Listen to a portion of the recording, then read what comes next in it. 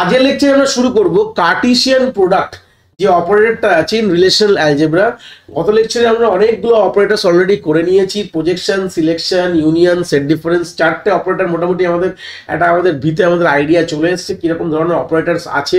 Already লেকচারসগুলো আজ যারা এখনো দেখোনি আমি রিকোয়েস্ট করব, আমাদের ডিসক্রিপশনে কিন্তু ডেটাবেস ম্যানেজমেন্ট সিস্টেমের প্লেলিস্ট আছে, তোমরা গিয়ে একবার চেক আউট করো। অবভিয়াসলি তোমরা কনসেপ্টগুলোকে কোনো ডিপেন্ডেন্সি নেই কোনো কিছুতে, দে আর অল ইন্ডিপেন্ডেন্ট অপারেটরস। গল্পটা তাও যদি কনসেপ্টগুলো ফার্স্ট থেকে বিগিনিং থেকে তোমরা জানো, জিনিসটা তোমাদের খুব একটা খারাপ লাগবে না।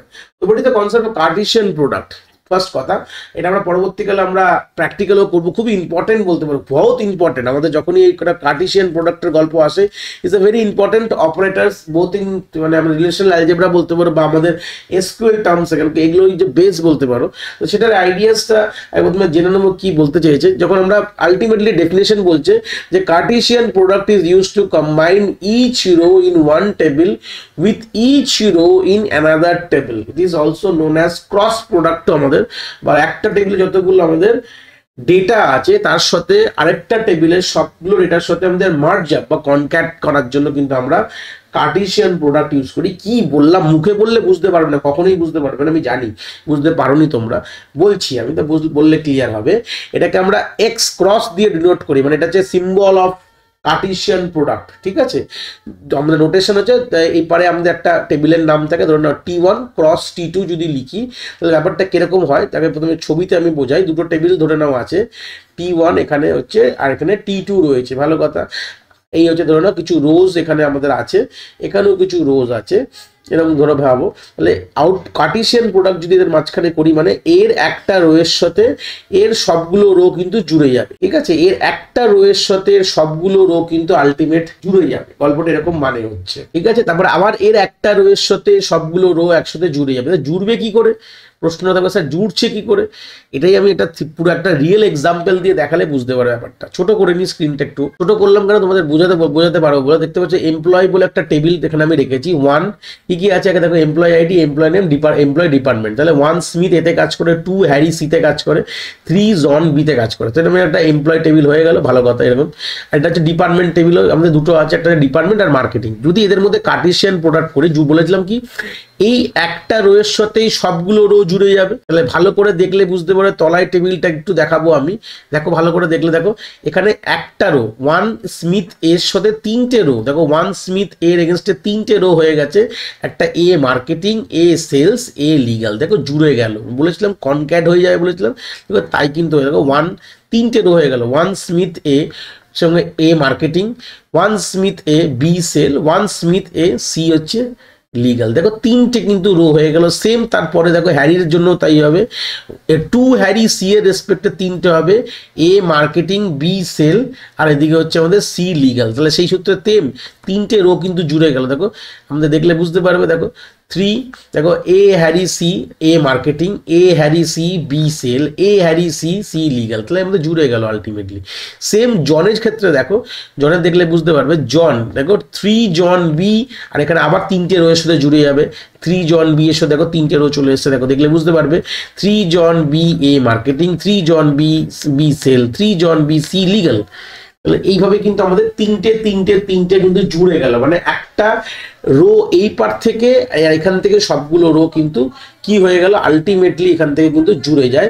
তো এখান থেকে দুটো জিনিস আসে, একটাকে বলা হয় সবসময় মাথায় রাখবে, ধরে নাও একটা টেবিল 1-এর মধ্যে দুটো জিনিস হতে পারে। ধরে নাও আমাদের সিম্পল কথা ভেবে নাও যে আমাদের R1 খানা এখানে রো আছে, আর ধরে নাও এখানে C1 খানা কলম আছে, সিম্পল।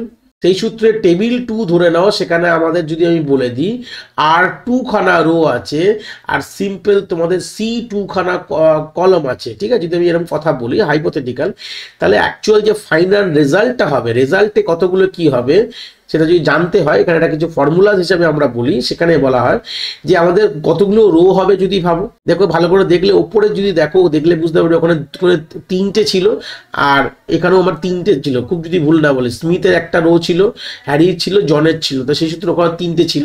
তাহলে আমাদের আউটপুটে যে নাম্বার অফ রো যদি বলা হয় রেজাল্টের মধ্যে, আমাদের টেবিল 1-এর রো ইন্টু টেবিল 2-এর রো কিন্তু মাল্টিপ্লাই হয়ে যায়, আর কলমগুলো কি হয়ে যায়, সিম্পল যদি ভাবো যোগ হয়ে, দেখো উপরে ছিল 3, ওখানে ছিল 2, তাহলে আমাদের হয়ে গেল যে C1 প্লাস C2 যদি আউটপুটটাকে অ্যানালিসিস করলে বুঝতে পারবে, দেখো ওপরের টেবিলে ছিল 3টে কলাম, এখানে দুটো কলাম ছিল সেকেন্ড টেবিলে, তাহলে আমাদের আলটিমেট ফাইনাল টেবিলে 5টা কলাম হয়ে গেছে।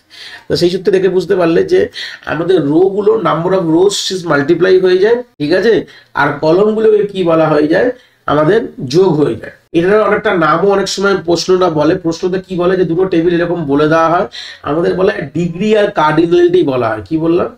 ডিগ্রি আর কার্ডিনালিটি বলা হয়। তো ডিগ্রি কি বলা হয়? ডিগ্রি হচ্ছে নাম্বার অফ কলমস গুলোকে আমাদের ডিগ্রি বলা হয়, আর এদিকে কার্ডিনালিটি বলা হচ্ছে নাম্বার অফ রো, কার্ডিনালিটিকে বলা হয় নাম্বার অফ রো বলা হয়। যদি বলে নাম্বার অফ কার্ডিনালিটি কত হবে, তো তোমরা কতগুলো রোকে মাল্টিপ্লাই করে বলে দেবে, আর যদি বলা হয় নাম্বার অফ ডিগ্রি কতগুলো হবে, তাহলে দুটো টেবিলের কলমকে যোগ করে তোমরা কিন্তু বলে দেবে। এটাই কিন্তু বেসিক প্রশ্ন কিন্তু এখান থেকে আসে, খুব ইম্পর্টেন্ট জিনিস তোমাদের এখান থেকে আমি ডিসকাস করে দিলাম। তাহলে আলটিমেট কোশ্চেনগুলো কিন্তু এইগুলোই আসবে, যে তোমাদের কার্টেসিয়ান প্রোডাক্ট করার পর কতগুলো নাম্বার অফ ডিগ্রি, কার্ডিনালিটি কি আছে, এরকম প্রশ্ন সব জায়গায় মোটামুটি কিন্তু দিয়েই আসে, খুব যদি ভুল না বলি। তো এই ছিল কনসেপ্টটা আমাদের কার্টেসিয়ান প্রোডাক্ট বা ক্রস প্রোডাক্ট বলতে পারো। অপারেটরটা দেখালাম, তাহলে আউটপুট কিরকম হয় সেরকম দেখালাম। পরবর্তীকালে এইসব নিয়ে অনেক ডিসকাস করবো, মানে প্র্যাকটিক্যাল এক্সাম্পল অনেক সলভ করলে বুঝতে পারবে। এখন জাস্ট অপারেটার্স গুলো ব্যাপারে ডিসকাস করছি, কিরকম অপারেটার্স এর কাজ কি বৃত্তান্ত। আশা করি তোমরা কনসেপ্টটা কিন্তু খুব ভালো করে বুঝতে পেরেছো। যদি ভিডিওটা ভালো লেগে থাকে অবভিয়াসলি একটি লাইক করো, আর বন্ধু বান্ধবের সাথে শেয়ারও করো যাদের সত্যিই দরকার এরকম ভিডিওর। আর হ্যাঁ, অবভিয়াসলি চ্যানেলে নতুন হলে চ্যানেলটাকে সাবস্ক্রাইব করে দিও এবং বেল আইকনটিকেও প্রেস করে দিও, তাহলে এরকম নতুন নতুন ভিডিওর নোটিফিকেশন তোমরা সবার আগে পেয়ে যাবে। তোমাদের এক একটি লাইকে আমি অনেকটি মোটিভেশন পাই, আমি ফিউচারে এরকম ভিডিও আরো তোমাদের যেগুলো দরকার আমি অবভিয়াসলি নিয়ে আসার প্রচেষ্টা রাখি। তোমাদের যদি কোথাও কোনো ডাউটস হয় তাহলে ভিডিওর কমেন্ট সেকশনে অবভিয়াসলি আমাদের জানাতে পারো, আমি সেইগুলোর সমাধান অবভিয়াসলি করার চেষ্টা করব। তোমাদের যদি মনে হয় স্পেশাল কোনো টপিক আছে যেটা নিয়ে ভিডিও বানালে তোমাদের সুবিধা হবে, সেটাও তোমরা আমায় জানাতে পারো এই ভিডিওর কমেন্ট সেকশনে লিখে। অবভিয়াসলি চেষ্টা করব ফিউচারে সেই টপিকগুলোকে নিয়ে ভিডিও বানানোর কথা। সবাই ভালো থেকো, আর হ্যাঁ, আবার দেখা হচ্ছে নতুন একটি ভিডিওর সাথে।